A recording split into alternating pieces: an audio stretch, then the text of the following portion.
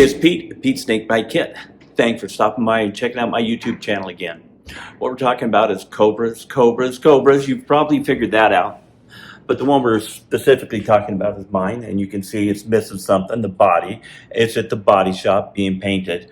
We're close to being done. In fact, if you watch to the end of this video, you'll see a couple parts that are painted and get to see the color. It looks pretty nice.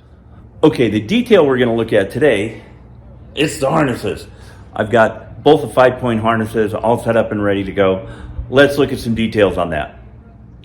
So as I mentioned a couple times, the Hurricane kit was very complete.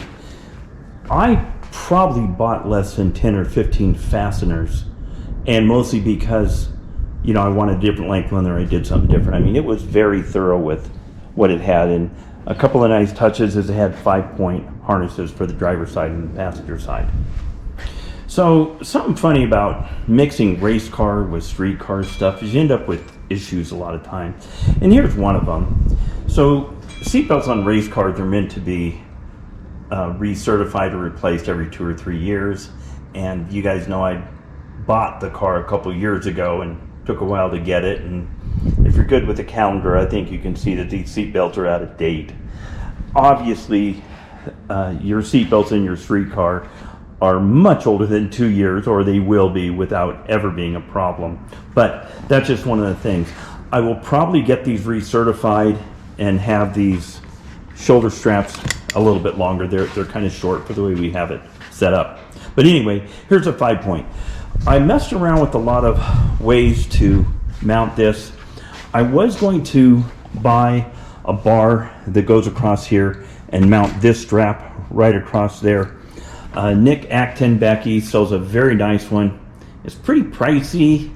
Wasn't really sure I wanted it on the roll bar to scratch that up and so on. I tried to kind of make the pieces to fab it up myself, and I was in over my head and aborted that issue. So I mounted them both here on this 2-inch square you can see, and that's where Hurricane says to mount them. And it'll be a little tough access wise when the body is on here. You will be able to get up and do that, and of course I'm not thinking of taking those in and out a whole lot, but that's where they are. So that's what they look like. The lap belts are mounted under the seat rails, and then the submarine belt is mounted to the floor. The other thing about these, if you were in a hurry, like say if you robbed a bank or something, don't waste time getting in your 5-point harness. It takes a bit. You can't be in a hurry, and it's probably best if somebody else is strapping you in.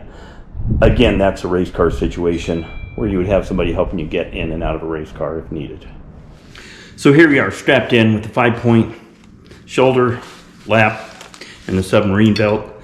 You can reach the steering wheel just fine, the shifter, but you know, you're limited where you can go. That's on purpose, obviously.